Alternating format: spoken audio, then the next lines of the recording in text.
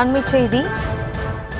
கள்ளக்குறிச்சி மாவட்டம் உருவாக்கினால் போதுமா, பெயர் வைத்தால் குழந்தை தானாக வளர்ந்து விடுமா என எதிர்க்கட்சித் தலைவர் எடப்பாடி பழனிசாமிக்கு அமைச்சர் ரகுபதி கேள்வி ஒன்றினை எழுப்பியுள்ளார். கூடுதல் விவரங்களோடு இணைகிறார் நமது செய்தியாளர் பாரி கார்த்திக். வணக்கம் பாரி கார்த்திக்.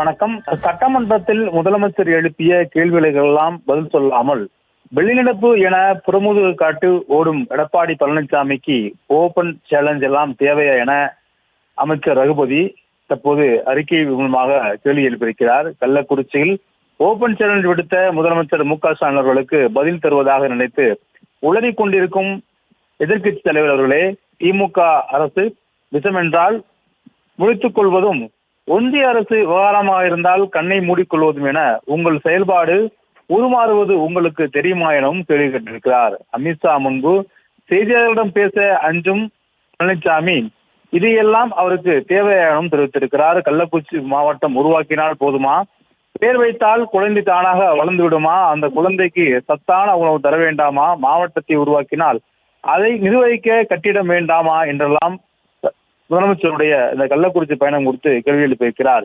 மேலும் 20 லட்சம் மாணவர்களுக்கு லேப்டாப் என்று சொன்னதும் பழனிசாமியினுடைய அடிவேறு ஏன் எரிகிறது என்றும், தேர்தல் வாக்குறுதி என்பது 5 ஆண்டுகளில் நிறைவேற்றத்தக்கது, அதனை ஏன் 4.5 ஆண்டு கால கழித்து கொடுக்கிறீர்கள் என கூச்சமே இல்லாமல் கேள்வி எழுப்புகிறார் பழனிசாமியும் தெரிவித்திருக்கிறார். மேலும் என்னோடு நீங்கள் நேருக்கு நேர் மேடையாள தயாரா, அதிமுக ஆட்சி பற்றி நீங்கள் என்ன கேட்டாலும் நான் பதில் சொல்ல தயார், திமுக ஆட்சி பற்றி எனது கேள்விகளுக்கு நீங்கள் பதில் சொல்ல தயாரா எனவும் கேள்வி கேட்டிருக்கிறார். எதற்கு மேடை போட வேண்டும் என்றும், நேரடியாகவே முதலமைச்சர் எழுப்பிய கேள்விகளுக்கெல்லாம் பதில் சொல்லாமல் வெளிநடப்பு என புறமுதுகு காட்டி ஓடுவோருக்கு சட்டசபையில் ஓபன் சேலஞ்ச் என பீலா தேவையா எனவும் அமைச்சர் ரகுபதி கேள்வி கேட்டிருக்கிறார்.